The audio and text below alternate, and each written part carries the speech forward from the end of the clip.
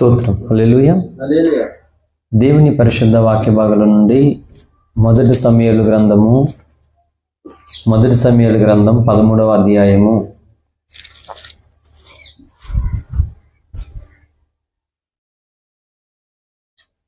13వ వచనాన్ని చదువుకుని దేవుని యొక్క వాక్యాన్ని ధ్యానం చేసుకుందాం. అందుకు సమూయేలు ఎట్లనెను, నీ దేవుడైన యెహోవా నీకిచ్చిన ఆజ్ఞను గైకొనక నీవు అవివేక పని చేసితివి. నీ రాజ్యమును ఇశ్రాయేలు మీద సదాకాలం స్థిరపరచుటకు యెహోవా తలచిండెను, అయితే నీ రాజ్యము నిలవదు. ఈ పరిశుద్ధ వాక్య భాగం దేవుడు మన వెనుకడలో ఆశీర్వదించును గాక.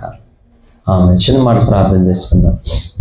స్తోత్రం నాయనా, పరిశుద్ధులైన తండ్రి, మీకు వందనాలు. కోలంక ప్రాంతాన్ని బట్టి మీరు ఇక్కడ ఏర్పాటు చేసుకున్న అగాపే సంపూర్ణ స్వార్థ సంఘాన్ని బట్టి నీకు వందనాలు ప్రభువా. ఇంతవరకు నీ బిడ్డలు అయా ప్రార్థన చేసిన ప్రార్థనలు, పాడిన పాటలు అని బట్టి వందనాలు. చదువున లేఖన ధరాన్ని దాసుని బలపరచండి, దర్శించండి, అభిషేకించండి, వాడుకోనండి ప్రభువా. నీ ప్రజలందరికీ మేలు కలుగునట్లుగా, ప్రతి వారికి రక్షణ కలిగినట్లుగా ప్రభు, ప్రతి బంధకం నుండి విడుదల పొందినట్లుగా దేవా నీవై మధ్యాహ్న కాల సమయంలో నన్ను మమ్మల్ని దర్శించమని, చుట్టూ ఉన్న వ్యతిరేకతలు అడ్లు ఆటంకాలు కొట్టివేసి ప్రభు మీ నామమునికి మహిమ తెచ్చుకోమని, దాసుని బలపరిచి వాడుకోమని యేసయ్య నామమున ప్రార్థిస్తున్నాం తండ్రి. ఆమేన్. ఆమేన్. హల్లెలూయా. దేవుని పరిశుద్ధ నామానికి మహిమ కలుగును గాక. ప్రభుని ఆరాధించడానికి వచ్చినటువంటి మీ అందరికీ ప్రభు పేరిట హృదయపూర్వక వందనాలు. అలాగే లైవ్ ద్వారా మరి దేవుని యొక్క వాక్యాన్ని వింటూ పరిచర్యల కొరకు ప్రార్థనలు ఎత్తుపడుతున్నటువంటి మిత్రులు కూడా ప్రభు అయిన యేసయ్య నామములో హృదయపూర్వకమైనటువంటి వందనాలు తెలియజేస్తున్నాను. మంచిది. చాలా క్లుప్తంగా ఈ వాక్యాన్ని మనం ధ్యానం చేసుకుని ప్రభు వాళ్ళను సమీపిద్దాం. ప్రార్థన పూర్వకంగా సిద్ధపడి ఉండవలసిందిగా మనం చేస్తున్నాం. హల్లెలూయా.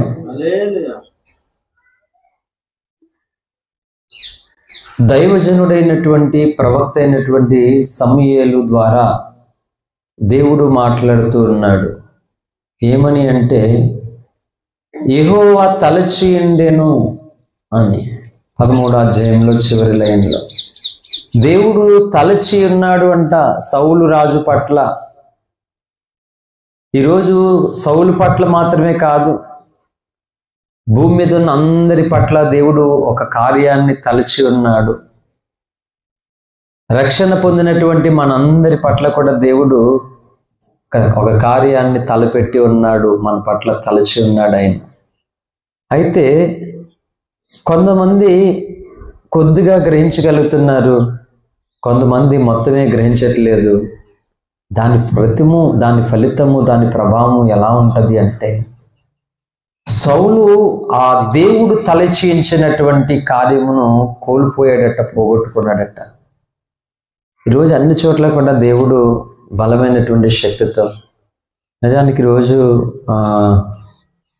ఆరాధనకి ఆదివారం అసలు ఆరాధనలో నేను ఉంటాను అనేటువంటి ఆలోచన లేనటువంటి పరిస్థితి.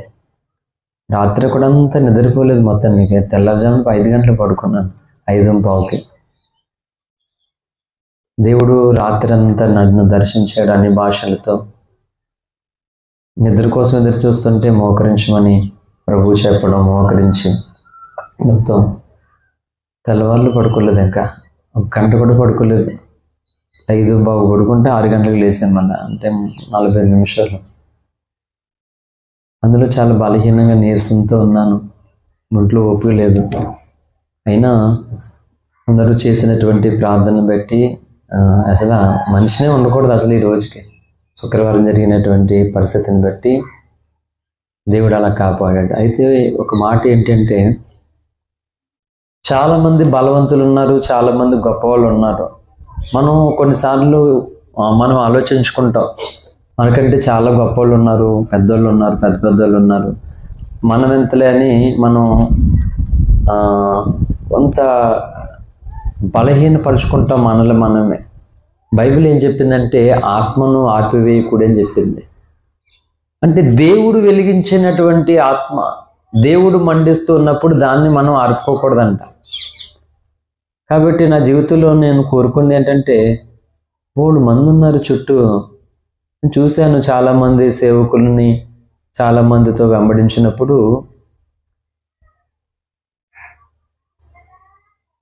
అంటే ఒకటి ఉంటే ఒకటి ఉండదు, ఒకటి ఉంటే ఒక విధానం ఉండదు. దేవుని విషయంలో ఏంటి లోక సంబంధ విషయాలు అన్నీ బాగానే ఉంటారు పర్ఫెక్ట్గానే, దేవుడి దగ్గరికి వచ్చేసరికి దేవునికి అవకాశం మీరు. ఇలా కొంతమంది సేవకులను చూసినప్పుడు వాక్యం కంటే ధనం ఇంపార్టెంట్, దేవుణ్ణి ఘనపరచడం కంటే వాళ్ళు ఘనతలు ఇంపార్టెంట్. ఇలా చాలా పాఠాలు నేను ఈ బాల్యం నుండి అంటే రక్షణ అనుభవాన్ని నుండి చూసినప్పుడు నా తీర్మానం నేను చేసుకున్నటువంటి ప్రార్థన ఏంటంటే అందరిలో ఏదైతే మంచి ఉందో, ఏదైతే మంచిని కలిగి ఉన్నారో ప్రతి ఒక్కరూ దాన్ని మనం పాటించాలి. మంచిది కాని ఏదో వదిలేసుకోవడం వాళ్ళ దేవుడు చూసుకుంటాడు, లెక్క అడుగుతాడు దేవుడు. కాబట్టి వాళ్ళకి ఏ విషయంలో తెగింపు ఉంది, ఏ విషయంలో రోషం ఉంది, దివ్య నవీన్ వినాలే. వాళ్ళకి ఏ విషయంలో భారం ఉంది, వాళ్ళు ఎలా ప్రార్థన చేస్తున్నారు, వాళ్ళు ఎలా స్వార్థ ప్రకటిస్తున్నారు, ఆత్మల పట్ల వాళ్ళకు ఉన్నటువంటి ఆశ ఏంటి, ఇలాగా ఒక్కొక్కరిలోనూ ఒక్కొక్కరు చూస్తూ ఉన్నప్పుడు కొన్ని మంచివి కానటువంటి లక్షణాలు ఏవైతే ఉన్నాయో అవి రిజెక్ట్ చేసుకుంటూ మంచివి అయినటువంటి వాటిని పాటిస్తూ నేను దేవునికి అప్పగించుకున్నాను. ఇది చాలా చాలా విలువైనటువంటి ఒక సందేశం. ఇప్పుడు పెదవసలలో మాట్లాడి జస్ట్ అలా టాపిక్ తీసుకొని వచ్చాను ఏంటి. దేవుడు ఒకని పట్ల ఎలాంటి కార్యాన్ని తలపెడతాడు అంటే దానికి సౌలే ఉదాహరణ. ఇశ్రాయేలీయులకు రాజు లేనటువంటి కాలంలో సౌలుని దేవుడు ఏం చేశాడంటే ఎన్నుకుని ఏర్పాటు చేసుకున్నాడు. అతడు పైగా రాజు అవుతాడని అనుకోలేదు, అతడికి తెలియదు, అతడు వద్దు బాబు నాకు తెలియదు, నేనేదో నా తండ్రి యొక్క ఆ గారదమ్మలు ఎదుకుంటూ వచ్చాను, అవి దొరకకపోతే నా తండ్రి బాధపడతాడని సౌలు వచ్చాడు. అటువంటి వ్యక్తిని సమూయేలు ప్రవక్త ద్వారా దేవుడు పంపించి అభిషేకించి ఇశ్రాయేలుకు రాజు చేశాడు. అంటే ఊరికినే ఒక వ్యక్తి రాజు అయిపోతాడా చెప్పండి? అవుతాడా? నవీన్ దివ్య మీరు ఎక్కడున్నారు మైండ్లో? ఇంట్లో దివ్య నువ్వు మొత్తం అసలు అన్న హల్లెలూయా, వాక్యం వినట్లేదు పిల్ల. చెప్పండి, రాజు ఊరికనే అయిపోతారు ఎవరన్నానే? అవరు. అటువంటిది దేవుడు ఒక వ్యక్తిని ఈజీగా రాజుగా అభిషేకం చేశాడు. అది అలాగ పక్కన పెడితే ఒక మాట చెప్తున్నాను, చెప్పండి, క్రైస్తవులు అవడం అంత ఈజీనా? క్రైస్తవులు అవడం అంత ఈజీ కాదు. రాజు అవడం ఎంత కష్టమో క్రైస్తవులు అవడం అంత కష్టం ఖచ్చితంగా అనమాట. ఏదో క్రైస్తవులు అంటే సింపుల్గా ఎవరు పడతారు వెళ్ళిపోతారు ఎందుకని అనుకుంటున్నారు, అంత ఈజీ కాదు క్రీస్తు దగ్గరికి రావడం. చూడండి, అగ్రిప్ప రాజా పౌలుతో మాట్లాడుతున్నటువంటి సందర్భం అపోస్తుల కార్యముల గ్రంథంలోనికి రండి. అపోస్తుల కార్యముల గ్రంథము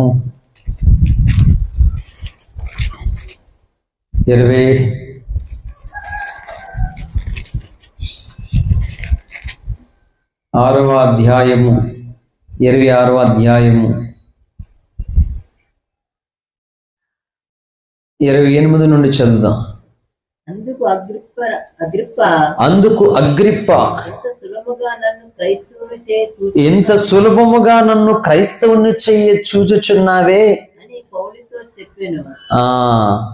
అందుకు పౌలు సులభముగానో దుర్లభముగానో తమరు మాత్రము కాదు, నేడు నా మాట విను వారందరూ ఈ బంధకాలు తప్ప నా వాళ్ళే ఉన్నట్లు దేవుడు అనుగ్రహించును గాక అన్నాను. హల్లెలూయా. అధికారం అంటున్నాడు అగ్రిప్పరాజు ఏమని, అబ్బా ఎంత సింపుల్గా ఎంత సులభంగా నన్ను క్రైస్తవం చేసేద్దాం అనుకున్నాను అని. అయ్యి పిచ్చోడు మాట అగ్రిప్పరాజు. సులువంట చూడండి క్రైస్తవుడు అయిపోయాడు మాట. ఈరోజు సువార్త కరపత్రిక కనబడుతుంటేనే తోక్కోసని మేఘలా గరిచేస్తున్నారు. ఈజీనా చెప్పండి? క్రైస్తవుడు అవడం ఈజీనా? ఏంటి ఎంత దుర్మార్గం అంటే, దీపావళి రోజు ఏం జరిగిందో తెలుసా? బైబిల్ని చింపి టపాకాయలు పేల్చుకున్నారు అన్నమాట. ఆ చెత్త బోల్డ్ చెత్త వచ్చింది. ఆ వీడియో చూసి చాలా ఏడుపు వచ్చింది. ఏంటి నిజంగా చెప్తున్నాను, మనిషి ముందా మతం ముందా? ఏంటి, ఏది ముందు? మతమా? మనిషికి ఇంపార్టెంట్ మతమా? మానవత్వం లేదు. నేను చెప్తున్నాను, మానవత్వం లేనివాడు పాస్టర్ అయినా, మానవత్వం లేనివాడు పంతులైనా, మానవత్వం లేనివాడు ఇమామైనా వాళ్ళందరూ వేస్ట్ మాట. మొదట మనుషులుగా ఉండండి, మతం కాదు. మొదట మనుషులు, మానవత్వం. ఏంటి, కొన్ని కోట్ల మంది పవిత్ర గ్రంథమైనటువంటి పరిశుద్ధ బైబిల్ గ్రంథాన్ని చించి టపాసులు కాల్చుకోవడానికి దాన్ని ఉపయోగించుకోవడం, అది సంస్కారమా? వీళ్ళ భారతమాత ముద్దుబిడ్డలు, వీళ్ళు పనికిమాలినటువంటి వాళ్ళు. ఏంటి, ఒక క్రైస్తవుడు ఎప్పుడైనా ఈ ఇతర మత గ్రంథాన్ని కాలుతో తన్నడం కానీ, చేత్తో చెంచడం కానీ, ఉమ్మివేయడం కానీ, ఇంకొకటి చేయడం కానీ చేసినట్టు చరిత్ర ఎక్కడైనా ఉన్నదా? ఏ క్రైస్తవుడైనా ఏ ఆరాధన స్థలాల్లోనికి వెళ్ళి ఆటంకపరిచినట్లుగా ఏదైనా ప్రపంచ చరిత్రలో ఉన్నదా? ప్రభు వాళ్ళ ఆరాధన జరిగిస్తుంటే మొన్న యూపీ ఎక్కడ ఒక చోట బ్యాచ్ వెళ్ళారు, జై శ్రీరామ్ అంటూ వెళ్ళి దేవాలయంలోనికి దేవుణ్ణి ఆరాధించే స్థలంలో చెప్పులేసుకుని అసభ్యకరంగా. అంటే నిజం చెప్పండి, మనుషులు ఇలా ప్రవర్తిస్తారా? కాదు. నాకు అర్థమైంది, మనుషులు ఎవరు ప్రవర్తించరు. ఎందుకంటే మనుషులు ఎవరికైనా సరే మానవత్వం అనేది ఉంటుంది. హల్లెలూయా. అంటే అది లేదు అంటే 100% ఏమనుకోవాలి ఎవరైనా? వాళ్ళు మానవ మృగాలు. హల్లెలూయా. మృగాలు అవన్నీ. అదే పౌలు ఎంత పెద్ద కుప్ప తెలుసా? బైబిల్ చింపేసిని వేలగా ఎత్తినటువంటి ఆ కుప్ప ఇంత దారుణంగా జరుగుతుంది. లేదు, ఎక్కడున్నారు క్రైస్తవులు? అవును, సులువు కాదు అసలు. నేను సవాల్ చేస్తాను ఈ లోకానికి విషయంలో. ఈజీగా అంత సులువు అవ్వడం, క్రైస్తవుని అవమానం ఎవరవుతారను? క్రీస్తు పేరు చెప్తే వెన్నులో వణుకు పడుతుంది, బైబిల్ కనపడితే భయం పట్టుకుంటుంది, ఒక సువార్త ప్రకటిస్తుంటే భయం వస్తుంది. ఎందుకు మిగిలిన దానికి ఏమీ లేదు. భయం ఎందుకు వస్తుంది ఇక్కడ? భయం, సంథింగ్ ఈజ్ రాంగ్. ఆలోచించాలి జనాలు. బట్టలు లేకుండా రోడ్డు మీద తిరిగినా భయం లేదు, బాధ లేదు, సిగ్గు శరం ఏమీ లేదు జనాలకి. ఇబ్బంది లేదు, ఏమీ లేదు. బైబిల్ పట్టుకొని కనపడితే ఎందుకు అనుకో. ఎస్, దీన్ని బట్టి ఏంటి చెప్పనా? ఈయనే నిజమైన దేవుడు కాబట్టి. హల్లెలూయా. ఈ నమ్ముకుంటే ఆ పాత రోత జీవితాన్ని వదిలేసుకోవడం ఇష్టం లేక వ్యతిరేకత క్రీస్తు మీద నిష్కారణమైనటువంటి ద్వేషాన్ని కలిగి ఉన్నారన్నమాట. హల్లెలూయా. ఎందుకంటే మిగిలిన వాళ్ళు ఎవరిలోనూ కూడా యేసు వంటి పరిశుద్ధత, యేసు వంటి ఆ తత్వము రవంతైన కనబడలేదు కాబట్టి ఈయన మాత్రం యుగ పురుషుడు, జగ పురుషుడు, మహాపురుషుడు కాబట్టి అమ్మో ఈయనే ఇంతకాలం అంటరాని వాడని మనమే అన్నాం, ఇప్పుడు ఈయన నిజమైన వాడని ఒప్పుకుంటే మనకు అవమానం, మన పరుగు పోతుందని ఒక దుర్మార్గపు చర్య చేత కొంత జనాలను రచ్చగొట్టి అమాయకమైనటువంటి ప్రజలను ఉసుకొల్పి వాళ్ళకి పాపం తెలీదు, వాళ్ళని బానిసలుగా చేసుకుని బలిపశులుగా చేసుకుని కొంతమంది ఉన్మాదులు దుర్మార్గపు చర్య చేపడుతుంటే పాపం ఈ ఉచ్చులో అమాయకమైనటువంటి నా హిందూ సోదరులు బలహీనమైపోతున్నారు. హల్లెలూయా. కనుక సులభము కాదు క్రైస్తవులు అవ్వడం. ఈరోజు క్రైస్తవ సమాజానికి చెప్తున్నాను, పాస్టర్లకి, క్రైస్తవ సంఘాలకి, అన్నిటికీ చెప్తున్నాను. నేను అక్కడ చెప్పొచ్చాను, నేను బ్రతుకు, నా జీవితం, నా సాక్ష్యం, నా ప్రసంగాలు ఏదో ఇద్దరికి ముగ్గురికి ఏదో చెప్పుకొని పొడతా భక్తి చేసుకుని ఏదో 4 రాళ్ళు వెనకేసుకుని బతకడానికి కాదు సేవకు వచ్చింది. దేవుని కొరకు ఒక్కొక్కరిని సరిగ్గా నిలబెట్టాలి మాట. హల్లెలూయా. దేవుని కొరకు రోషం కలిగినటువంటి వ్యక్తులుగా తయారు చేసి ఇగో సమాజంలో క్రీస్తుని కలిగితే ఇలా ఉంటాడు అని చూపించేవారిగా ఉండాలని అలాంటి ఆశయంతో నేను బ్రతుకుతూ ఉన్నాను, పని చేస్తూ ఉన్నాను అన్నమాట. క్రైస్తవులు అవడం అంత సులభమా? హల్లెలూయా. కాదు. డాక్టర్ అవ్వడం సులభం, ఒకవేళ యాక్టర్ అవ్వడం కూడా సులభమే, ఇంకోటి అవ్వడం కూడా సులభమే. క్రైస్తవుడు అంత సులభం కాదు. ఎందుకో తెలుసా? క్రీస్తు సింహాసనానికి వారసుడు క్రైస్తవుడు అంటే. హల్లెలూయా. కనబడని క్రీస్తు ప్రతిరూపము క్రైస్తవుడు అంటే. క్రీస్తు సకల గుణ లక్షణాలను సమాజానికి, లోకానికి చూపించేవాడు క్రైస్తవుడు అంటే. ఇలా అవ్వడం అంత ఈజీ కాదు అసలు. మరి ఇప్పుడు ఎంతమంది రక్షణ పొందిన ఉన్నారంటే నేను చెప్తున్నాను, గుర్తుపెట్టుకో. అందుకని నన్ను ఇది చాలా చాలా విలువైనటువంటి సందేశం. ప్రార్థన చేసుకుంటూనే వచ్చాను, ఎందుకంటే డిఫరెంట్ మనకి ఏమీ తెలియదు, ఇప్పుడు ఏం చెప్పాలో తెలియదు. హల్లెలూయా ఏంటి. ఈరోజు ఏదో అనుకుంటున్నారు, మరి ఇంతమంది రక్షణ పొందుతున్నారు కదా అని అనుకుంటే వీళ్ళందరూ క్రైస్తవులు కాదు, వీళ్ళేమి క్రైస్తవులు కాదు. ఏదో హల్లెలూయా అంటున్నారంతే, ఏదో రక్షణ పొందారట, పాస్టర్ గారు పేర్లు మార్చారట అంతే. వాళ్ళెవ్వరూ క్రైస్తవులని బైబిలు ఒప్పుకోవడం లేదు. హల్లెలూయా. ఎవరు క్రైస్తవులు అంటే చూడండి, అపోస్తలుల కార్యముల గ్రంథం 11వ అధ్యాయము 26వ వచనం. వారు కలిసి ఒక సంవత్సరమంతయు సంఘములో ఉండి బహుజన సమూహము వాక్యము బోధించిరి. మొట్టమొదట అంత్యోకులో శిష్యులు క్రైస్తవులనబడిరి. ఆమేన్, హల్లెలూయా. మొట్టమొదట అంత్యోకులో క్రైస్తవులు శిష్యులు క్రైస్తవులు అనబడిరి. శిష్యులట కొంతకాలము దేవుని యొక్క వాక్యము విని ఆ వాక్యమునకు విధేయులై లోబడి వాక్యమును అనుసరించి వాక్యము చేత తమను తామును దిద్దుకొని సరి చేసుకుని వాక్య ప్రకారంగా వారి జీవితాలు అప్పగించుకుని అలా అయినటువంటి వారంట శిష్యులుగా అయ్యారట. ఆ శిష్యులే అసలైనటువంటి క్రైస్తవులు.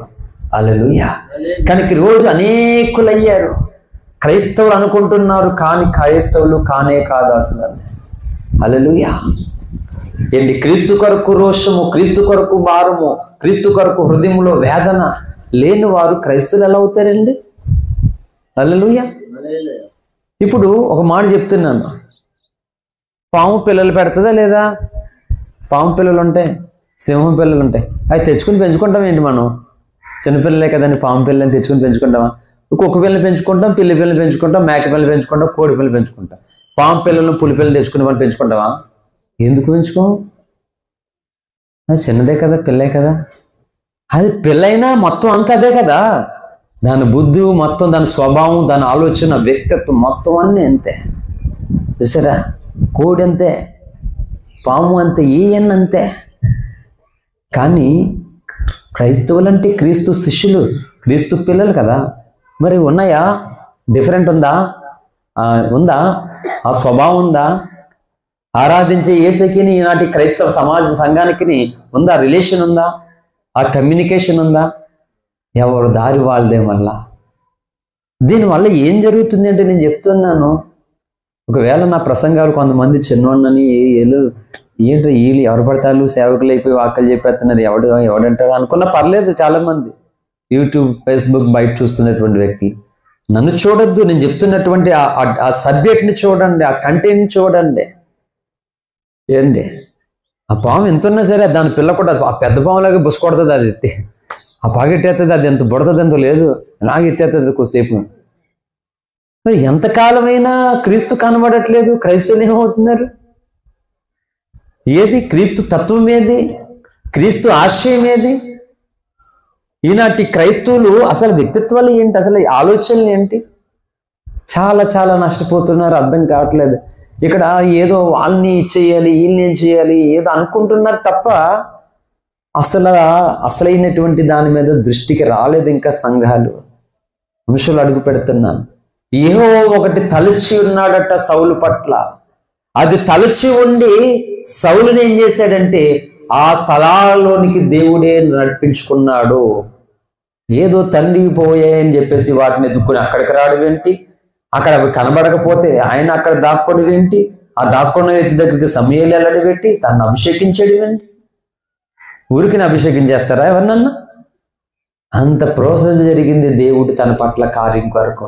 తీరా అంత జరిగితే తన రాజ్యము నిలవదంట. నీ పట్ల యెహోవా తలచి ఉండెను గాని నీ రాజ్యము నిలవదు. హల్లెలూయా. ఈరోజు క్రైస్తవులు అయ్యాం, అంత ఈజీ కాదు. అందుకంటున్నాను, అమ్మో డాక్టర్ 3 లక్షలు ఉండాలి, మన వల్ల అక్కడ అవుతుంది, మన వల్ల కాదు. పెద్ద చదువుకోవాలి, మన వల్ల అక్కడ అవుతుంది, మనకు కాదు. ఇలా మనం అనుకుంటున్నాం. అవి పెద్దదే కాదనను, డబ్బులు చాలా ఉండాలి, చాలా ఎక్కువ చదవాలి, ఏదైనా సరే. కానీ చెప్తున్నాను, అంతకంటే ఎక్కువగా కష్టపడాలి క్రైస్తవుడు కావడానికి. హల్లెలూయా. అంత ఈజీ కాదు. మనం అవ్వడానికి దేవుడు ఎక్కడెక్కడ నుండి, ఎంత స్థితిలోంచి, ఎలాంటి పరిస్థితుల్లో నుండి క్రీస్తును గుర్తించడానికి మన పట్ల ఎన్ని కార్యాలు చేసుకొచ్చాడు తెలుసా దేవుడు. అవేవి చేయకపోతే మనం యేసుని రక్షకుడిగానే యాక్సెప్ట్ చెయ్యం. మనం అందరిలో ఈయన ఒకడు అనుకునేవాళ్ళం, కానీ ఈయన ఒకడు కాడు, ఈయన ఒకడే అనుకుంటున్నాం ఇప్పుడు. చూసారా, అందరిలో ఈయన ఒకడు వేరు, ఈయన ఒకడే వేరు కదా. అంటే ఒకప్పుడు అలాగ అందరిలో ఒకడు అన్న ఆ అభిప్రాయం నుండి ఈయన మాత్రమే ఒకడు ఒకడు ఒకడు ఒకడు అన్న ఆ అభిప్రాయంలోకి వచ్చామంటే ఈజీగా అయిపోయింది. అలా పుట్టిన నెల వచ్చామా. చాలా మందికి క్రైస్తవులకి విలువ తెలియట్లేదు. నేను చెప్తున్నాను, క్రైస్తవులు భేదవారైన, బలహీనులైన, అనారోగ్యంతో ఉన్న, సమస్యలతో, ఇబ్బందులతో ఉన్న కానీ క్రైస్తవులైతే చాలా చాలా ధన్యులాళ్ళు. హల్లెలూయా. ధనవంతులుగా ఉన్నా సరే, బలవంతులుగా ఉన్నా, భాగ్యవంతులుగా ఉన్నా, గొప్పవారుగా ఉన్నా, కానీ క్రైస్తవులుగా లేకపోతే వాళ్ళు, అంటే క్రీస్తు దగ్గరికి వచ్చి వాక్య విని బాప్తిజం పొంది కూడా వాళ్ళు క్రైస్తవులుగా మార్పు చెందకపోతే వాళ్ళు ధనవంతుడికి వెళ్ళే స్థలాల్లోకి వెళ్తారు. హల్లెలూయా. చెప్పాను కదా, ధనవంతుడు ఎందుకు వెళ్ళాడు నరకానికి, షార్ట్ వీడియోలో చెప్పాను. మొన్న ఊరు గూడపర్తి, శరీర సంబంధి. హల్లెలూయా. ఆత్మ సంబంధమైన సంగతుల కోసం ఆలోచిస్తాడట, దానికోసం కనిపెడతాడట. నేను నిజం చెప్తున్నా, నేను ప్రిపేర్ అయ్యి ప్రసంగాలు అక్కడ పెట్టుకుని చేస్తే నాకు ఇంకా టైం సరిపోదు. ఇంకా నాకు మిగిలిన భోజనం, నీళ్లు, అన్నం మొత్తం అన్ని మానేసి ఇంక ప్రసంగాలు ప్రిపేర్ కావడానికి నువ్వు మొత్తం కూర్చోవాలన్నమాట. నేను ఇంకా దేవుడు ఎంత కృప చూపిస్తున్నాడో, మనం ప్రభు అంగీకరించి రక్షణ పొందడానికి ఎన్ని కార్యాలు చేశాడో తెలుసా మన దగ్గర. ఏంటి, జోసఫ్ గారని ఒక పొట్టి అయిన వాక్యాలు చెప్తున్నారు యూట్యూబ్ ఛానల్లో, విన్నారా, చూసారా? పొట్టి అతను కూర్చుని వాక్యం చెప్తున్నారు. అయితే అతని సాక్ష్యం మొన్న, యాక్చువల్లీ అతని వీడియోస్ నార్మల్గా షార్ట్ వీడియోస్ అయ్యి అప్పుడప్పుడు వస్తుంటాయి. షార్ట్ వీడియోస్ మనకి అప్డేట్ అవుతుంటాయి ఎక్కువ.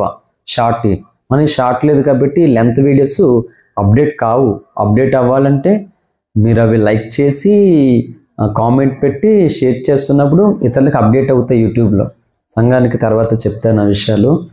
అయితే నేను చాలాసార్లు చూశాను, అతను ఎక్కువ పన్ని నవ్వుతూ, తర్వాత కామెంట్ చూస్తే ఆయన్ని తిట్టడం, ఇంకొక రకరకాలు చేశారు, అది వేరే విషయం. అయితే మనం చెప్తూ ఉంటే చూశాను, ఆయన చెల్లి ఉన్నారట, బాప్తిజం పొందడానికి ఆమె సిద్ధపడి బాప్తిజం పొందకుండా మాని ఏం చేసిందంట,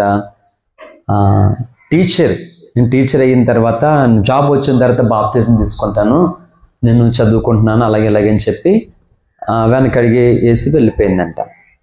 అలాగా అమ్మాయి మొత్తం మీద చదువుకుంది, టీచర్ జాబ్ వచ్చిందంట, సంఘంలో నిలబడి దేవుడు నాకు జాబ్ ఇచ్చాడు, అన్నగారు వందనాలు, సంఘానికి వందనాలన్నీ, చక్కగా కృతజ్ఞత అన్నీ చెప్పిందంట.